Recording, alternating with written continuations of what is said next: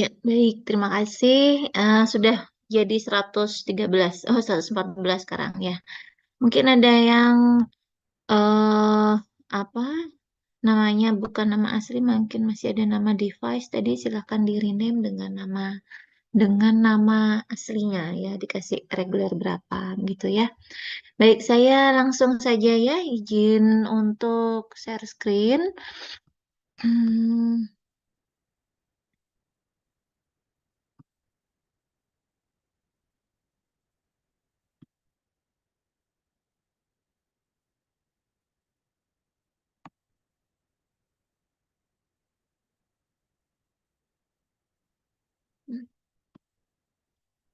Oke, saya rasa mungkin sudah tampak ya eh slide-nya. Baik, Assalamualaikum warahmatullahi wabarakatuh. Selamat sore semua. Mungkin ini eh menyahut hutang gitu ya ceritanya. Jadi eh yang pada pertemuan yang lalu mungkin ini ya kita sempat bertukar jadwal waktu itu dengan Bu Hani karena memang ada jadwal yang bentrok begitu ya dengan kakak kelasnya sehingga mungkin saya alihkan untuk mundur di belakang UTS ya. Jadi untuk yang pertemuan kali ini mungkin kita akan membahas terkait dengan BPH ya, benign prostat hiperplasia yang mungkin banyak juga secara prevalensi atau epidemiologi juga semakin meningkat ya akhir-akhir ini. Dan sebelum kita mulai perkuliahan mungkin karena masih bulan Syawal, minal aidin wal faidin ya, mohon maaf lahir batin mungkin kalau ada saya ada salah kata atau perilaku mohon dimaafkan ya.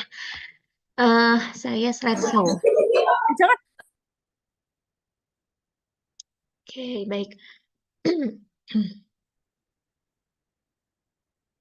Ya, baik. Mungkin nanti kalau mungkin ada yang terputus, saya di notif saja ya. Mungkin sinyal dan lain-lain. Mungkin nanti mudah-mudahan sinyalnya lancar ya. Jadi kalau kita flashback dari beberapa pertemuan sebelumnya yang berkaitan dengan perkemihan ya, gangguan pada sistem perkemihan pada pasien dewasa. Salah satunya, kalau kemarin kita sudah berbicara tentang CKD, ya. Kemudian apalagi ya? Ada juga ini yang BPH, ya. Jadi kalau sebelum-sebelumnya sudah pernah praktikum apa itu? Traksi kateter atau ya pengkajian pada sistem perkemihan, ya. Kita temukan salah satunya adalah pembesaran prostat gitu ya.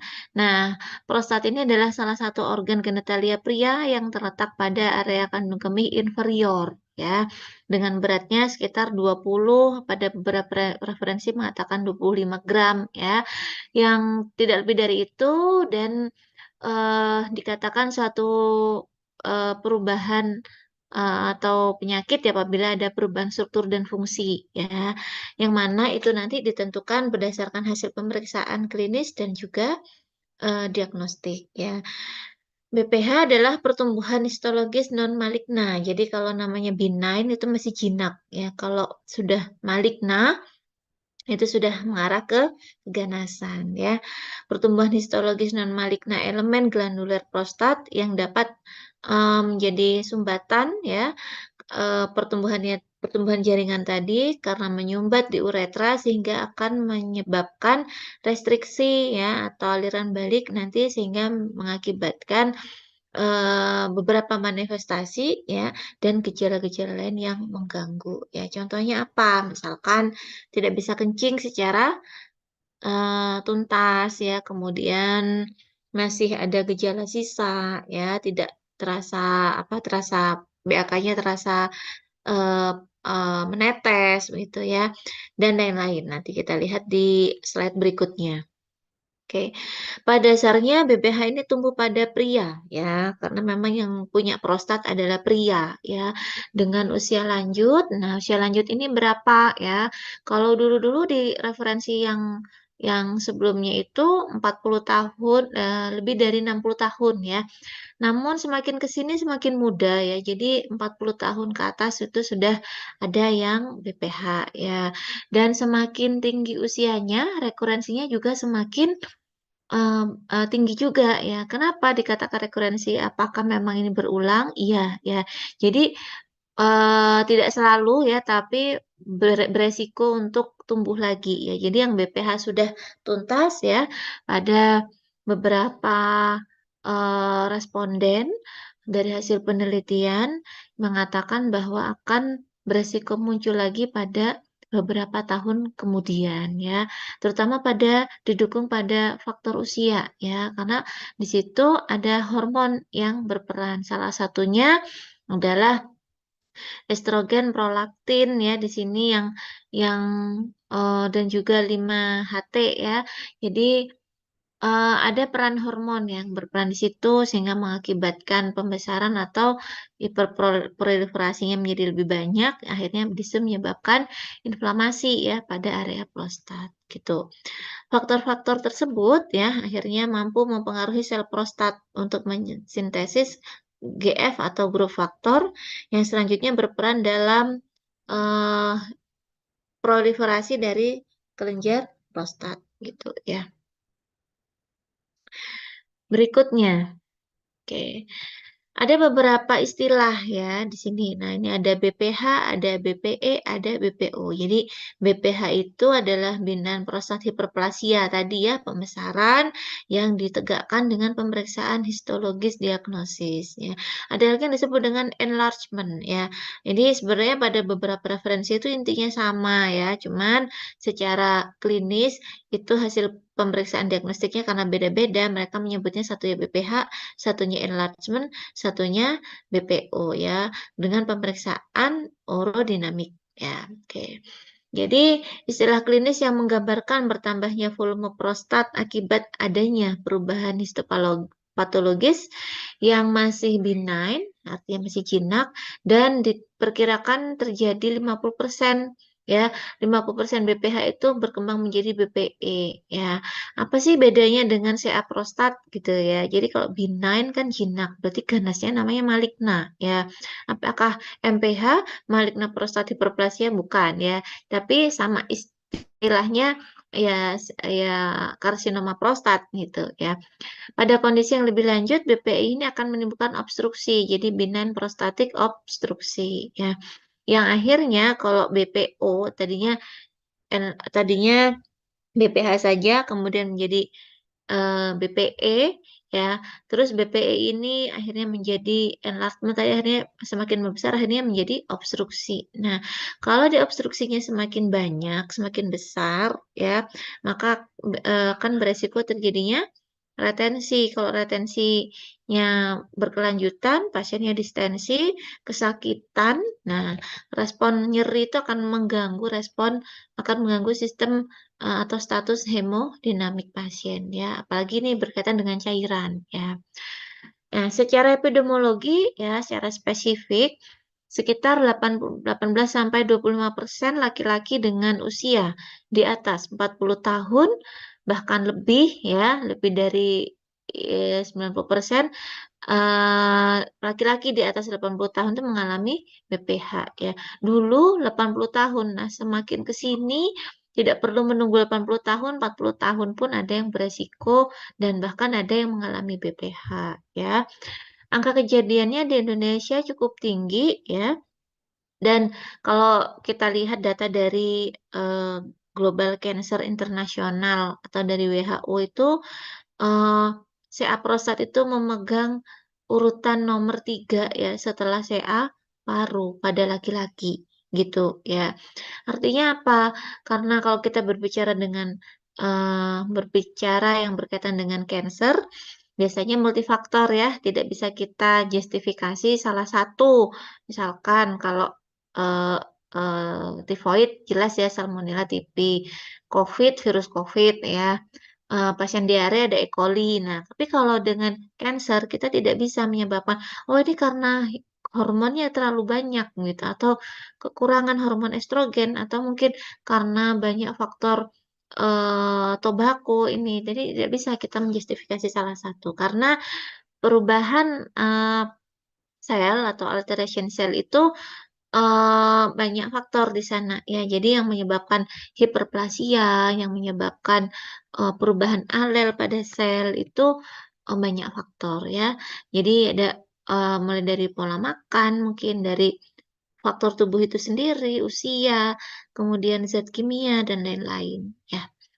Nah, kemudian bagaimana implikasi penyakit BPH ini ya, akan merubah, hormon ya, ada testosteron, ada estrogen, jadi keseimbangan hormon ini tidak tercapai ya. Ya memang tidak bisa sama, estrogen tuh pada wanita lebih dominan daripada pria, dan sebaliknya testosteron itu pada pria lebih banyak daripada wanita ya.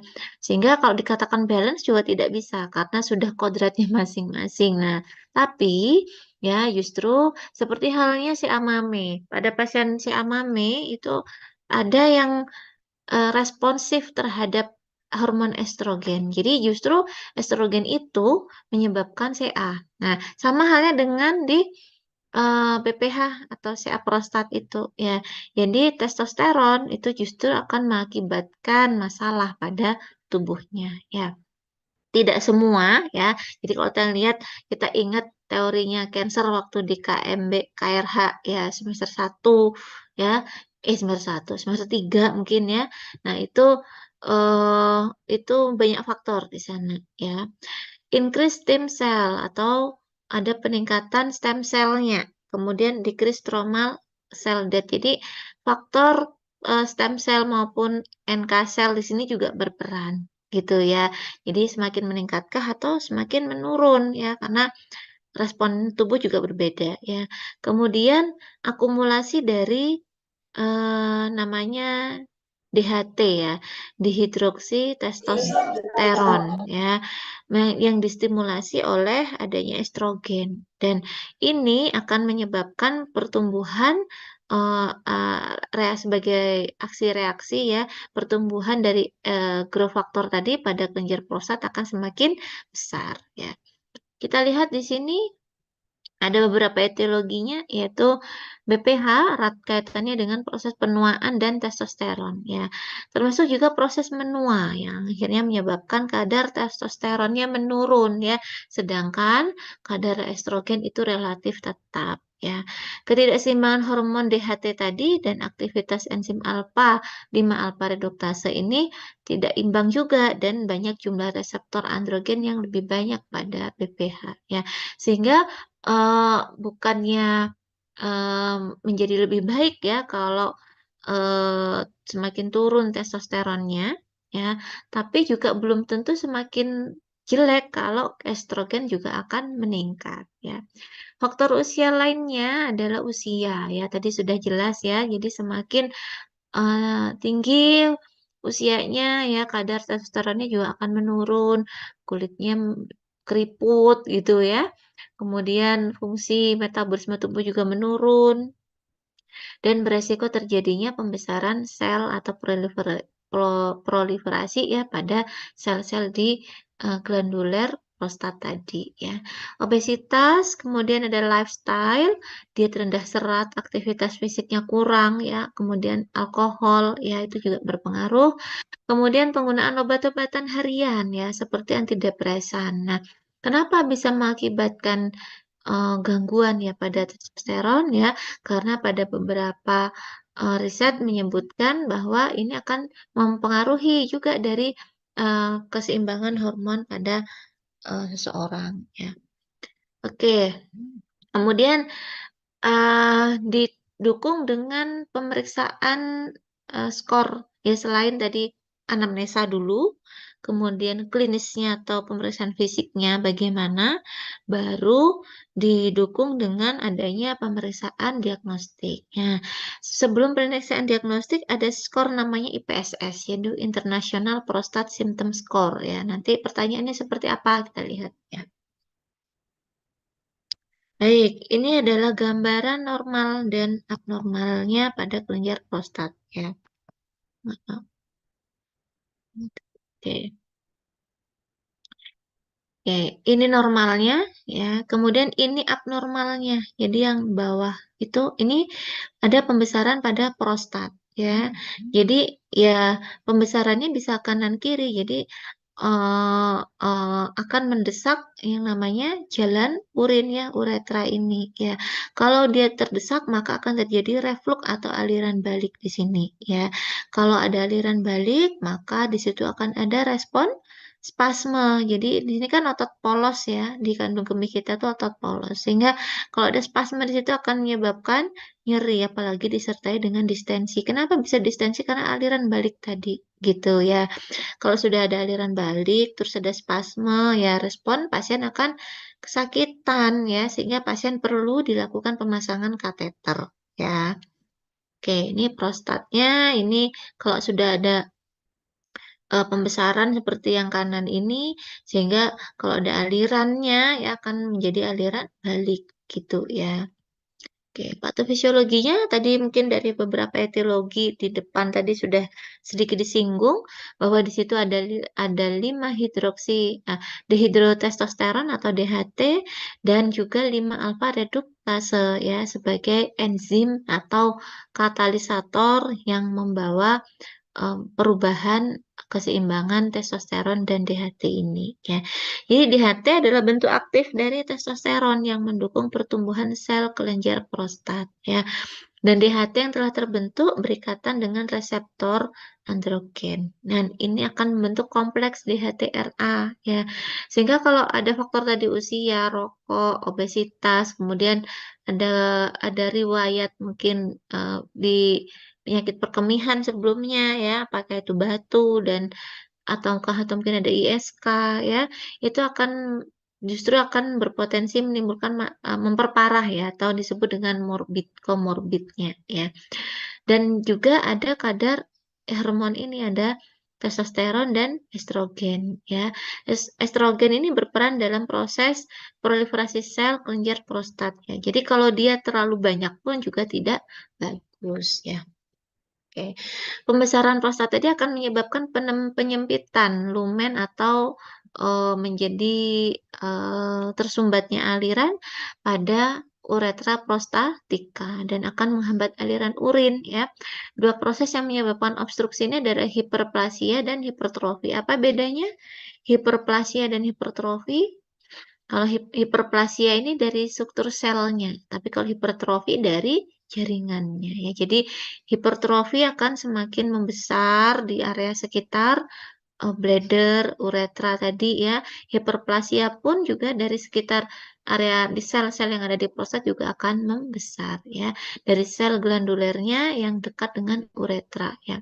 Sehingga kalau dia terjadi pembesaran di situ mau hiperplasia kayak mau hipertrofi kayak ya, akan terjadi penyumbatan ya. Sehingga kalau dia ada penyumbatan akan mengurangi kemampuan untuk miksi ya. Akibatnya tekanan IV atau intravesika akan meningkat. Kalau tekanan intravesika meningkat ya menimbulkan aliran balik dari buli-buli atau kandung kemih ke ureter. Sehingga kalau ini akan terjadi terus-menerus ya akan terjadi hidronefrosis paling sering ya. Hidroureter, hidronefrosis yang artinya dalam ureter, dalam nefron ini banyak sekali cairannya ya. Ini akan beresiko ISK, beresiko jadi sumbatan bahkan kemungkinan terburuknya akan terjadi gagal ginjal ya maupun baik itu mau gagal ginjal akut ya atau injuri atau bahkan kronik gitu. Oke, ini skemanya secara umum tadi ya. Kalau kita bikin skema akan seperti ini, tapi penjelasannya sudah ada di depan tadi ya. Oke, manifestasi klinik yang paling sering ya. Jadi sebelum biasanya kan kalau kita melakukan pengkajian atau asesmen ya, di situ ada anamnesa dulu ya. Keluhannya apa? Keluhan yang dirasakan apa ya? Kemudian berapa lama ya? Berapa lama keluhan itu? Kemudian separah apa sih ya mengganggu aktivitas sehari-hari enggak gitu ya. Ada istilah namanya LUTS atau LUTS ya, Lower Urinary Tract Symptom yang terjadi atas gejala obstruksi ya karena tadi itu menyempitnya saluran kencing ya. Kemudian akan terjadi iritasi ya dan juga gejala pasca berkemih. Nah, obstruksi tadi ya akan mengakibatkan pancaran urinnya lemah, terputus atau intermittent ya, merasa tidak puas setelah BAK dan juga mungkin menetes setelah mixi ya. Itu disebut dengan gejala obstruksi. Ya, jadi ketidakpuasan dan ketidaktuntasan tadi. Nah, selanjutnya adalah iritasi. Gejala iritasi itu biasanya nggak bisa nahan BAK, ya, kemudian sering terbangun ketika malam, atau bahkan mungkin disertai dengan nyeri, ya, atau mungkin ada bercampur dengan darah, ya, atau lain-lain, ya. Kemudian gejala pasca BAK. Jadi gejala pasca BAK itu sudah masuk kamar mandi, mau ngeden juga tidak bisa keluar, akhirnya keluar kamar mandi, begitu jarak berapa meter dari kamar mandi, ternyata kebelet BAK lagi. Nah, itu namanya eh, ada gejala sisa, ya. Atau pada beberapa orang akan menimbulkan dribbling. Dribbling ini urinnya menetes, tidak tuntas, ya, karena adanya retensi urin tadi, ya. Oke. Ini ya, pancaran kencingnya tidak lancar, sering BAK keluar masuk toilet ya, tidak bisa menahan BAK atau urgensi, sering kencing di malam hari atau disebut dengan nokturi ya. Kemudian mengejan, bukan mengejang ya, mengejan saat ingin BAK. Jadi kebelet tadi kayak kebelet banget terus karena menetes pancarannya tidak lancar akhirnya dia mengejan ya supaya bisa keluar BAK-nya ya. Kencingnya tidak tuntas, padahal di bladder itu ada, ya, tapi nggak bisa keluar. Nah, gitu ya. Jadi beberapa tandanya khas seperti itu, ya. Oke. Selanjutnya ini ada skor IPSS. Jadi skor IPSS itu adalah skor atau beberapa list pertanyaan yang biasanya seringkali dijumpai pada pasien ya untuk memantau keadaan pasien BPH ya terutama atau yang dicurigai adanya pembesaran tadi. Nah, apa saja itu ya? Jadi ada sekitar 7 atau 8 pertanyaan yang semakin tinggi skornya maka itu akan semakin buruk eh, gejalanya ya. Oke, seperti apa? Nah, ini contohnya. Yang pertama adalah incomplete empty ya. Jadi ketidak tuntasan ya. Jadi saat mengosongkan itu tidak tuntas, tidak semuanya ya. Kemudian frekuensi ya. Seberapa sering ya harus kembali lagi ke toilet? Apakah sebelum 2 jam ini atau mungkin setiap 2 jam sekali ya? Kebelet gitu ya. Atau mungkin intermittent. Intermittent tuh seberapa sering BAK-nya tuh putus-putus ya. Jadi udah keluar macet ya. Urgensi, jadi nggak bisa ditahan ya. Kemudian weak stream, itu alirannya lemah dan juga straining. Straining nih harus mengejan ya ketika BAK gitu ya. Nah ini ada durasi waktunya ya. Jadi apakah kurang dari sekali dalam 5 kali ya, kurang dari setengah ya, atau mungkin prevalensinya 50%, atau bahkan mungkin hampir selalu. Jadi semakin tinggi, ya, semakin ke kanan ini, ya nilainya semakin jelek ya. Ini ada gradasinya. Kemudian ada 2 item pertanyaan lagi nokturi. Apakah sering sering BAK di malam hari, terbangun di malam hari ya? Nokturi itu nokturnal, berarti malam aktivitasnya. Kemudian yang terakhir adalah kualitas hidup. Nah, apakah dengan keluhan ini ya itu mengganggu hidup Anda? Kemudian seberapa apa ya? Seandainya di sisa waktu Anda ini memang harus mengalami BPH ya, apakah, perasaannya tuh puas atau enggak ya. Jadi kan di sini karakternya ada delight, please ya, ada senang sekali, senang, hampir senang, kemudian kadang senang kadang enggak ya, pada umumnya enggak puas, ya bahkan sangat buruk ya, terrible itu sangat buruk ya. Nih ini, apa namanya, interpretasi ya. Jadi ada 0 sampai 7, 8 sampai 19. Jadi 0 sampai 7 tadi ringan, 8 sampai 19 ini moderate, 20 sampai 35 ini berat ya. Gejalanya ringan, sedang, berat. Nah, apa sih implikasinya kalau ringan diintervensinya bagaimana gitu ya. Sebenarnya ini ranahnya medis ya, tapi ada apa namanya? Ada guideline atau atau algoritma ya. Jadi ketika dia 0 sampai 7 atau gejalanya itu ringan, biasanya dikonservatif saja ya. Jadi tidak sampai dengan tindakan medis ya dengan, TURP atau prostatektomi enggak. Jadi hanya, biasanya diedukasi ya. Ya konservatif itu masih dipelihara lah, masih di apa namanya, dijaga ya, oke. Kemudian ada sedang sampai berat ya. Jadi 8 sampai 19 ini moderate symptomatic ya. Jadi biasanya kalau sudah 8 begini, baik itu di konservatif maupun kalau tidak dengan terapi pengobatan. Ya, bentar.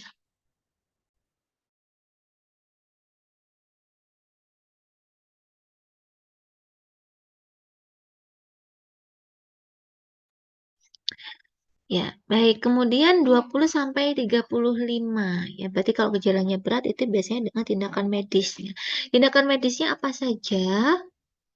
Oke, nanti kita lihat nih sama ya tadi seberapa sering Anda merasa ada sisa kencing, harus kembali BAK dalam waktu kurang dari 2 jam ya. Kemudian BAK-nya terputus-putus, berapa sering merasa sulit menahan BAK, mengejan dan bagaimana kualitas hidupnya ya. Oke, pemeriksaan penunjangnya yang pertama adalah urinalisis ya. Urinalisis ini biasanya untuk mengidentifikasi ya komponen atau kualitas dari urin itu seperti apa. Normalnya dalam urin tidak ada leukosit. Normalnya dalam urin tidak ada darah atau hematuri. Normalnya dalam urin tidak ada protein ya. Sehingga itu nanti dicek ya, tidak ada leukosit, tidak ada hematuri, tidak ada protein ya. Nah, faal ginjalnya biasanya faal renal itu kan ureum kreatinin ya, itu dicek ya sebelum melakukan pemeriksaan pencitraan yang lain ya. Kemudian yang paling penting adalah PSA. PSA ini adalah prostat spesifik antigen ya. Ini sebagai suatu biomarker tubuh ya untuk terhadap ini kalau misalkan ada inflamasi di dalam tubuh maka ini akan menjadi salah satu marker yang paling penting gitu ya. Biasanya semakin tinggi usia seseorang nilai PSA-nya akan semakin besar. Nah, tapi besarnya jangan dibayangkan ratusan ribuan ya. Tapi nilai konstanta normalnya adalah kurang dari 4 nanogram per mililiter ya gitu. Jadi dilihat di situ kalau ternyata memang dirasa klinisnya mengarah ke arah pembesaran prostat, kemudian nilai PSA-nya meragukan 6, 6,5, 7. Nah, itu harus hati-hati. Jadi, kadang juga menjadi marker pada kanker prostat ya, teman-teman di sini. Jadi, eee, selama ada inflamasi ya, apakah itu prostatitis, apakah itu batu, atau karena BPH, atau karena mungkin proses infeksi di saluran kemih, atau bahkan CA ya, CA prostat atau CA buli, itu biasanya nilainya akan menjadi lebih tinggi ya. Faktor apa? Faktor usia biasanya ya. Uroflometri, pemeriksaan pancaran urin ya selama proses berkemih. Kemudian ada residu urin atau PVR, post feeding residual, biasanya dilakukan dengan pemeriksaan pencitraan dengan USG ya. Kemudian pencitraan ya, baik itu CT scan, itu untuk melihat adanya abnormalitas jaringan, akumulasi cairan atau residu urin di dalam vesika urinari, dan juga riwayat pembedahan saluran urogenital yang lain ya. Oke, ini tadi sudah ya kadar PSA. Itu PSA prostat serum antigen akan mengalami peningkatan pada proses peradangan, retensi urin akut, keganasan prostat, dan juga usia yang semakin menua ya. Kemudian jika kadar PSA-nya tinggi, maka akan dicurigai ya ada pertumbuhan volume prostat yang lebih cepat ya. Bisa terjadi karena akibat keluhan dari BPH ya, atau mungkin karena respon inflamasi yang lain dan itu lebih mudah menjadi retensi ya, karena ada hiperplasia tadi ya. Oke, terapinya pada BPH apa saja?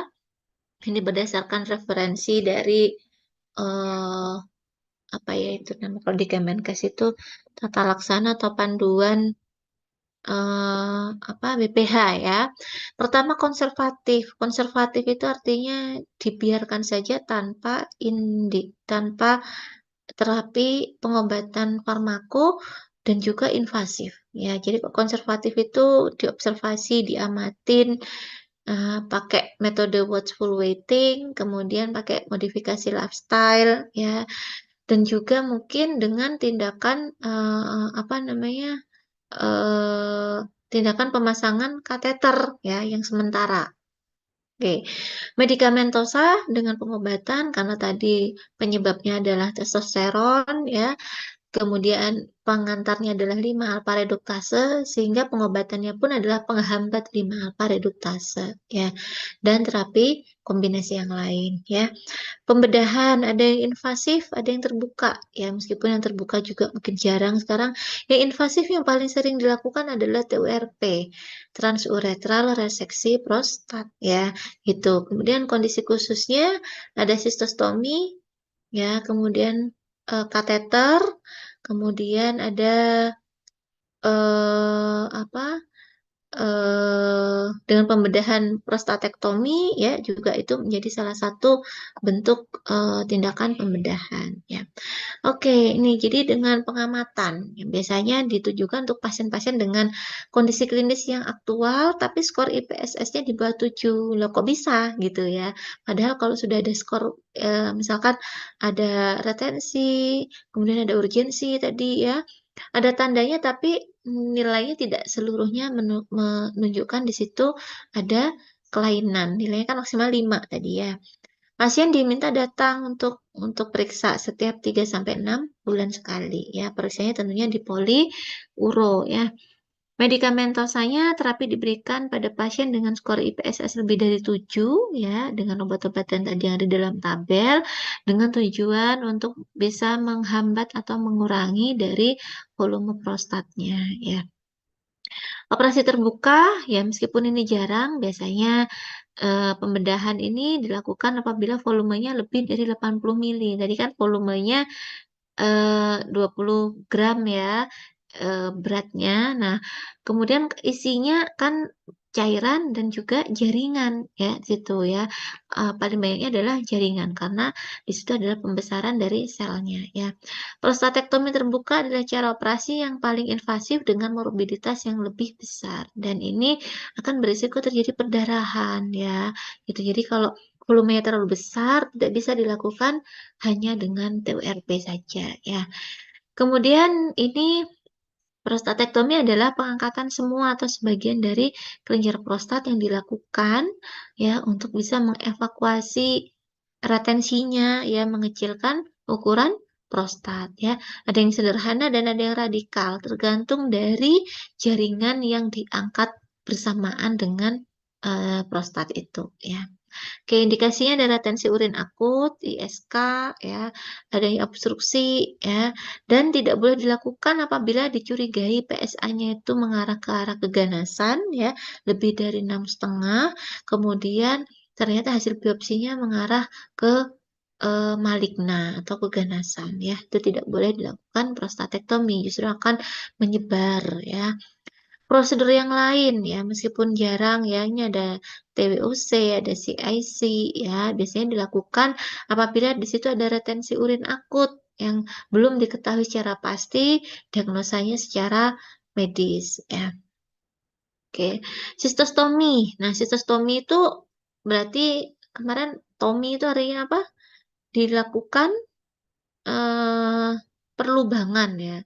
Kalau ada tracheostomi, ada kolostomi, nah ini sistostomi ya. Jadi ada saluran atau aliran cairan dari sistik atau bladder atau kandung kemih keluar ya, disambungkan dengan kateter urin. Nah, ini biasanya dilakukan dengan selang khusus pada dinding abdomen supravesika untuk mengalirkan urin.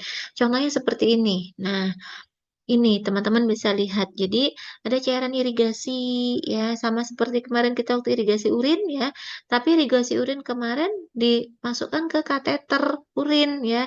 Nah, kalau ini bisa dengan irigasi melalui sistominya ya. Jadi ada drain, ada kateter itu yang langsung keluar dari bladernya. Ya, untuk apa? Ya, jadi untuk mengirigasi secara langsung ya. Jadi tidak melalui uretranya ya. Jadi melalui apa sistem kandung kemihnya ya. Kemudian ada kateter menetap ya. Kateter ini seperti yang kemarin saya jelaskan ada namanya kateter silikon ya. Itu biasanya dengan tindakan apa indikasi penggunaan yang lama. Oke, TURP. Nah, TURP merupakan tindakan pembedahan pada pasien BPH dengan volume prostat 30 sampai 80 ya, kalau lebih dari 80 tadi prostatektomi ya. Kemudian 30 sampai 80 dan digunakan untuk melancarkan ya saluran urinnya ya gitu. Nah, diapakan sih? Nah, contohnya seperti ini. Ini adalah intervensi TURP. Nah, banyak sekali ya videonya di YouTube kalau teman-teman bisa searching sendiri ya. Apa sih TURP itu? Dilakukannya pada pasien apa? Tindakannya gambarannya seperti apa ya. Jadi dikerok seperti ini gitu ya. Jadi jaringan-jaringan yang abnormal tadi tentunya dengan dibius ya itu dikerok. Sehingga kenapa pada pasien ini, pasien BPH itu harus dilakukan irigasi kateter seperti yang kemarin ya kita praktikumkan ya. Jadi untuk bisa membersihkan ya tentunya irigasi itu dengan cairan isotonis ya NaCl 0,9% ya. Dan jangan lupa meskipun ada TURP dibersihkan dengan 3000 cc katakan gitu ya dalam 24 jam pertama pasien itu akan beresiko perdarahan. Kemudian ada sindrom TURP. Apa saja sindrom TURP itu? Gelisah, ya, somnolen, kesadarannya terganggu, peningkatan tekanan darah, bradikardi, hiponatremi, dan rata-rata ya tanda-tanda itu hampir sama seperti tanda shock ya gitu ya. Dan yang dikhawatirkan adalah hiponatremi. Jadi kalau hiponatremi pasiennya somnolen gitu ya, jadi ogah-ogahan ya. Kemudian ada clotting atau resiko terjadi retensi atau bekuan darah akibat ini tindakan tadi TURP ya. Kemudian ada infeksi saluran kemih ya karena di situ pasang kateter yang apabila terhambat alirannya akan menyebabkan aliran balik ya. Kalau aliran balik tidak bisa ditangani di situ akan terjadi akumulasi bakteri ya. Tidak boleh dilakukan reseksinya ya. Reseksi sindrom TURP maka reseksi tidak boleh dilakukan lebih dari 1 jam ya untuk mengurangi resiko sindrom TURP tadi ya gitu. Oke, ini tindakannya. Kemudian apa yang harus diperhatikan setelah TURP ya atau TURP adalah kontrol perdarahannya, kontrol nyerinya ya, antibiotik ya, kemudian steril solution ya, dan juga diobservasi ya dalam 2 hari ke depan. Bentar ya, masing-masing satu. Bentar.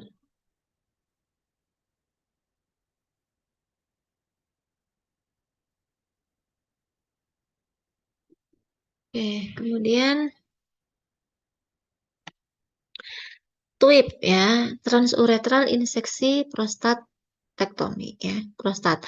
Insisi leher kandung kemih ya dengan bladder neck incision direkomendasikan apabila ukurannya kecil ya, pakai TUIP ya dan tidak terdapat pembesaran lobus medis pada prostat. Dan ini dipasang stent ya, dipasang intraluminal di antara leher kandung kemih hingga urin yang dapat melewati lumen uretra prostatika ya.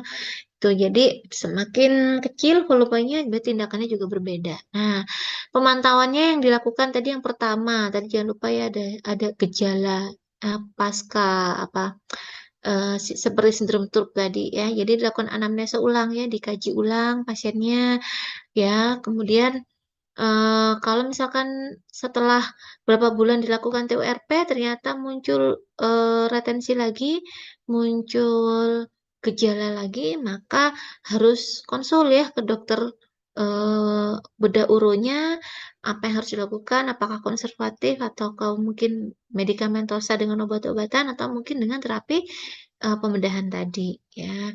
Kemudian eh, kontrol pengobatan ya, obatnya harus dikaji ulang setiap 4 bulan sampai 6 bulan sekali ya, supaya tepat sasaran, efek terapi yang didapatkan juga sesuai ya.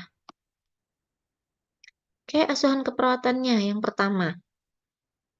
Kalau tadi teman-teman sudah belajar bagaimana teorinya, ya, kemudian di pengkajian atau di asuhan keperawatannya yang dilihat pertama adalah apa sih, bagaimana sih keluhan pasien selama ini, terutama dalam BAK ya, terutama dalam eliminasi ya.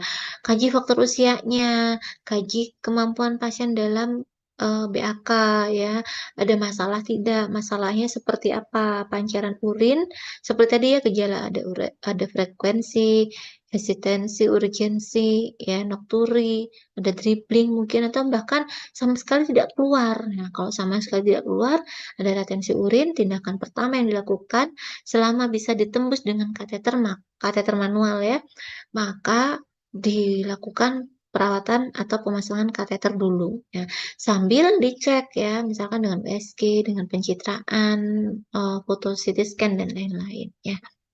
Pemeriksaan fisik ya. Massa medial yang tampak di atas simfisis pubis artinya ada massa atau ketegangan atau distensi ya pada bladder ya. Kemudian ada pembesaran prostat ya. Pada pemeriksaan rektal digital itu biasanya juga terlihat ya. Pemeriksaan diagnostiknya labnya seperti yang tadi ada faal urin, faal ginjal ya. Pemeriksaan PSA atau bahkan dengan pemeriksaan ya, atau bahkan dengan pemeriksaan pencitraan ya. Oke. Masalah keperawatannya biasanya karena ini tindakan bedah ya. Karena tindakan bedah biasanya diagnosanya ada tiga ya. Tiga fase. Ada preoperasi, intraoperasi, dan juga post operasi ya. Jadi kalau di medical ya kan keperawatan medical bedah ya. Jadi kalau di medical kasus-kasus IPD ya, kasus penyakit dalam. Kalau di bedah seperti ini ya, pre, intra, dan post itu harus diperhatikan ya. Jadi kok pre sebelum pasiennya naik TURP, naik OK ya, dikaji dulu apa sih masalahnya, baik itu biologi maupun psikologi ya. Intraoperasi, resiko perdarahan atau resiko sindrom TURP tadi juga aktual ya. Kemudian post operasi, ansietas, resiko ketidakseimbangan elektrolit, nyeri akut, dan juga resiko infeksi. Oke, kita lihat satu-satu. Tidak semua mungkin saya sebutkan di sini. Dan sebenarnya kita sesuaikan dengan masalah apa deh? Dengan masalah yang ada di pasien. Jadi klinisnya pasien tuh seperti apa sih gitu ya. Jadi kalau memang dirasa ada penyumbatan ya sejauh mana ya, ketidakmampuan fisika urinary untuk berkontraksi secara adekuat ya. Kemudian di psikinya ya, itu perawatan retensi urin kita ngambilnya ya. Anjurkan pasien berkemih setiap 2 sampai 4 jam sekali ya. Observasi aliran urin, lakukan palpasi, ada distensi tidak ya, pertahankan keluaran dan intake cairannya ya. Berikan perawatan kateter dan perineal sesuai dengan indikasi ya. Jadi perawatan kateter dilakukan 1 hari sekali ya, ketika personal hygiene sekalian ya. Kolaborasi pemeriksaan faal ginjal, kemudian medikamentosa, obat-obatan ya, dan juga kateterisasi untuk residu urin jika diperlukan. Oke. Kemudian yang kedua adalah nyeri akut. Nah, nyeri akut mungkin kalau teman-teman sangat-sangat familiar dengan diagnosa ini ya, dan intervensinya mungkin sudah di luar kepala ya. Tapi ya yang namanya nyeri kalau sudah ketemu dengan nyeri, apalagi kalau respon pasien terhadap nyeri itu kan beda-beda ya, karena nyeri itu ada subjektif ya, sehingga kadang responnya itu menurut kita itu ringan, menurut pasien itu sudah lebay, gitu ya. Jadi subjektif, jadi jangan meremehkan apa respon pasien ya. Kemudian kaji nyerinya dengan PKRS-TUV ya. PQ paliatif kualitasnya bagaimana, radiasi severe time, kemudian U-nya adalah understanding, V-nya adalah value. Jadi bagaimana pemahaman dan nilai yang ada pada pasien terhadap nyeri ya. Beri tindakan kenyamanan secara non-farmakologi, misalkan dengan apa? Kompres atau mungkin terhadap nyeri ya. Eh, di distensi, kok kompres apa namanya ya? eh Bisa dengan distraksi, mungkin dengan terapi-terapi aromaterapi ya, kemudian dengan massas mungkin ya. Tapi yang jelas selama tidak ada distensi ya, sampai distensinya itu sudah tertangani, tidak ada spasme, maka nyeri akan berkurang. Kalaupun ada respon nyerinya ya, jadi Ya, dengan tindakan-tindakan non farmakologi tadi yang mungkin bisa kita, maksimalkan. Nah, tindakan farmakologinya, medikamentosenya tadi dengan apa tadi contohnya? Antispasmodik ya, inhibitor, 5 alfa reduktase tadi ya, dan juga pemasangan kateter sesuai dengan indikasi ya. Yang ketiga, resiko kekurangan volume cairan ya. Manajemen cairannya bagaimana? Ya, kalau diagnosa resiko kan tidak ada, DSDO-nya ya, tapi ada faktor resikonya ya. Pantau inputnya berapa, keluarnya berapa. Termasuk juga pada pasien yang menjalani terapi, irigasi tadi ya. Masuknya berapa, keluarnya berapa, warnanya bagaimana, ada sumbatan tidak ya. Kemudian intake cairan oralnya berapa, itu termasuk harus dihitung ya. Evaluasi pengisian kapiler dan membran mukosa oral sebagai respon apa? Hidrasi ya. Kalau dia kekurangan cairan ya, maka akan beresiko apa? Pengisian kapilernya menjadi lambat ya, membran mukosa oralnya menjadi kering ya, gitu karena dehidrasi tadi ya. Oke, yang terakhirnya ada ansietas, ya betul nggak yang terakhir? Ya betul. Ansietas berhubungan dengan perubahan status kesehatan seseorang dan biasanya terjadi pada ya, pre-operasi atau kalau pre-operasi biasanya berhubungan dengan edukasi ya, informasi yang diberikan pada pasien sebelum dia menjalani terapi definitif, sebelum pasien menjalani operasi itu sangat-sangat penting. Jadi perawat harusnya ya lebih banyak bonding dengan pasien, tidak banyak mencatat sebenarnya ya, tapi banyak care-nya, caring-nya, ngobrolnya sama pasien, edukasinya. Jadi caring itu beda sama cure. Kalau dokter itu tugasnya mengobati, cure ya.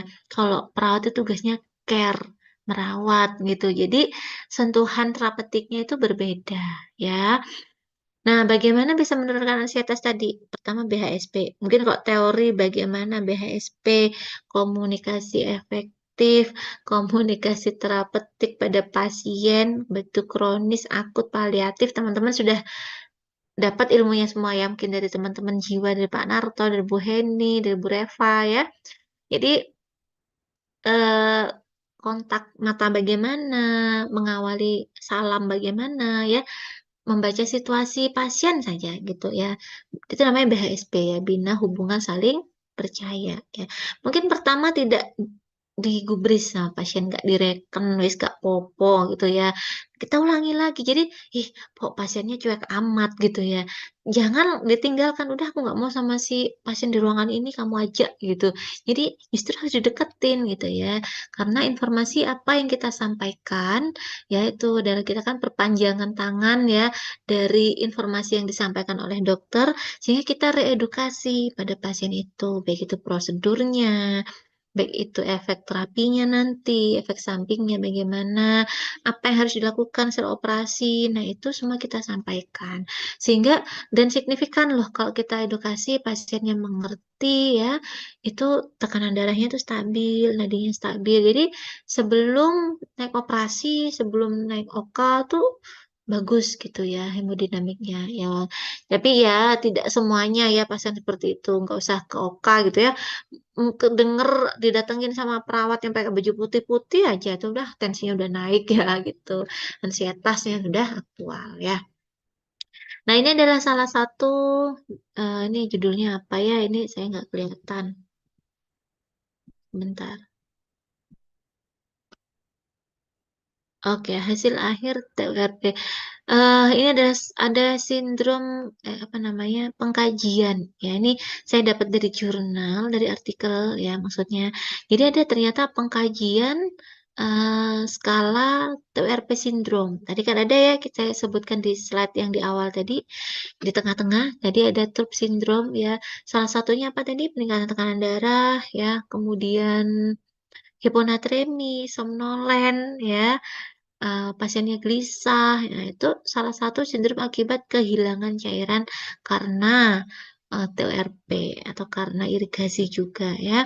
Ini ada satu instrumen yang mungkin mungkin juga bagus untuk ini saya belum pernah eh, mencoba mengkaji dengan ini. Ini saya menemukan instrumennya ya barangkali menjadi satu apa ya evidence base juga. Ya, jadi di sini ada skalanya sindrom TURP-nya berapa, negatif, ringan, sedang, berat ya, berdasarkan beberapa klasifikasi dari 3 poin besar. Pertama adalah sistem pengkajian sistem saraf pusat, kardiovaskuler, dan juga fungsi renal dan juga metabolik. Nah, jadi nanti dari situ dikaji. Kemudian bagaimana nanti intervensinya, yaitu dari observasi ya yang dilihat. Jadi semakin berat TURP-nya ya harus hati-hati terhadap komplikasi yang akan ditimbulkan gitu ya. Oke, saya rasa itu yang bisa saya sampaikan mungkin dari 50 menit tadi dari apa yang saya ya sampaikan terkait dengan BPH dan juga asuhan keperawatan pada pasien dengan BPH. Ada yang perlu diklarifikasi. Semakin sore semakin berkurang jumlah mahasiswanya tadi 115. Terus jadi 113, 97, 96, sekarang 95 ya. Ya, ada yang perlu diklarifikasi atau mungkin sudah bisa dipahami? Insya Izin Allah, Bu. bertanya, Nas. Iya, siapa tadi? Ya, Isal. Izin bertanya, Nas. Ini kan penyakitnya yang ada di permihan itu kan kebanyakan sama karakteristiknya kayak nyeri dan lain sebagainya. Nah, dari BPH ini ada tidak kayak pengkajian yang spesifik bisa kita ketahui ketika pengkajian, oh ini pasien ini bisa mengarahnya ke BPH kayak gitu daripada mungkin urolitiasis atau mungkin penyakit-penyakit lainnya seperti itu yang sejenis dengan BPH. Kurang lebihnya seperti itu, Nas, yang Isal bingungkan terkait pengkajiannya seperti apa. Terima kasih. Oke, terima kasih. Sebentar pengkajiannya. Kalau screeningnya seperti ini. Jadi, kita mengkaji suatu penyakit itu berdasarkan berdasarkan manifestasi yang sering dimunculkan. Itu kenapa ketika kita sebelum ke pasien kita harus paham teorinya dulu ya. Jadi belajar asuhan keperawatan itu nggak melulu pengkajiannya gimana gitu. Tapi harus paham dulu kayak pasien DM gitu ya. Kenapa sih pasien DM itu kok sering kok poliuri gitu kan kita belajar dulu ya biasanya. Nah, sama halnya pada pasien BPH ya. Biasanya keluhan-keluhannya kan seperti ini. Jadi kalau kita melihat apa melihat dari tanda gejalanya ya kita sudah paham di situ. Jadi kita tanyakan ya apakah manifestasi ini muncul gitu ya sehingga pengkajiannya itu spesifik ke sana. Nah, kemudian setelah anamnesa, di anamnesa dulu ya, dikaji dulu, ditanya-tanya dulu ya. Kemudian ke pemeriksaan fisik. Setelah pemeriksaan fisik baru ke pemeriksaan diagnostik ya. Jadi perlu kolaborasi. Jadi teman-teman tuh minimal tahu lah nilai pemeriksaan faal ginjal itu apa ya. Kemudian cara membaca USG kalau misalkan ternyata ada retensi cairan, oh ini hidronefrosis nih, ada pembengkakan di nefronnya. Ternyata ada cairannya di situ. Kenapa kok jadi bengkak? Oh ternyata ada aliran baliknya gitu. Nah, apa bedanya dengan batu? Biasanya kalau ada batu nyerinya itu teman-teman pernah mendengar istilahnya kolik renal ya atau kolik abdomen ya. Itu adalah nyeri yang diakibatkan karena adanya kontraksi otot polos, ya, otot di sekitar ureter yang disebut dengan spasme tadi, ya. Dan kalau klinisnya nyerinya spesifik ya di situ dan hilang timbul. Kalau dengan pemeriksaan diagnostiknya tentunya dengan USG akan tahu oh ini sumbatannya di sini, oh ini ada batunya gitu. Tapi kalau BPH tidak bisa jadi kalau BPH dilihatnya adalah eh, infra apa ya di bawah kandung kemih ke bawah. Tapi kalau pemeriksaan untuk batu ya itu kandung kemih ke atas. Nah gitu. Jadi dilihat dulu secara anamnesa keluhannya apa, kemudian dicocokkan dengan apa yang sudah kita pelajari dari oh, simptomnya begini ya. Kemudian pemeriksaan klinis atau fisiknya bagaimana ya. Setelah itu baru ke pemeriksaan penunjangnya ya. Jadi pemeriksaan penunjangan tadi banyak ya gitu. Mengarah kemananya itu nanti dari dokter yang akan menginterpretasikan gitu ya. Jadi yang membaca atau menyimpulkan hasil bacaannya kan dokter ya. Tapi itu tadi dokter tidak serta-merta mempercayai hasil penunjang ya tanpa hasil pemeriksaan anamnesa dan juga pemeriksaan klinis ya. Kita sebagai perawat ya memberikan tata laksananya sesuai dengan keluhan yang disampaikan oleh pasien karena perawat bekerjanya berdasarkan respon ya gitu. Jadi responnya apa? Nyeri, oh nyeri itu ada farmako dan non farmakologi gitu ya. Oh retensi, retensi itu bisa diatasi dengan misalkan pemasangan kateter. Apa yang harus dilakukan kalau pemasangan kateter sudah lebih dari 5 hari, 7 hari, ya perawatan kateter. Jadi kita mengatasi responnya. Kalau dokter mengatasi masalahnya. Gitu ya, Isal ya. Oh, enggak, Nas, terima kasih sudah bisa dipahami. Baik, nih mungkin ada yang lain.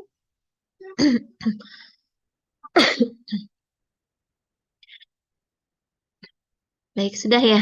Baik, kalau misalkan dirasa sudah, eh, mungkin bisa dicukupkan. Nanti kita, sudah habis ya TM saya ya. Baik, kalau mungkin masih ada pertanyaan boleh ditanyakan. Mau japri juga boleh, mau ditanyakan di saat ketemu juga boleh ya, gitu. Baik, mungkin bisa dicukupkan. Ada mungkin yang tidak hadir tadi yang dari kelas apa tadi? Eh, kelasnya Pak Narto tadi sudah gabung semua ya. Nanti saya izin ini ya. Apa sudah saya presensikan kali ya di Siado saya juga lupa karena sudah sebelum sebelum libur puasa kemarin, libur Lebaran kemarin ya, itu saya lengkapi untuk presensinya ya. Baik, mungkin itu yang bisa saya sampaikan. Kurang lebihnya saya mohon maaf. Silakan melanjutkan dengan aktivitas yang lain. Assalamualaikum warahmatullahi wabarakatuh. Waalaikumsalam Waalaikumsalam warahmatullahi warahmatullahi wabarakatuh. wabarakatuh. Terima kasih, Nars. Terima kasih, Iya, Nars. sama-sama. Bisa langsung di end meeting ya. Terima kasih, Nars.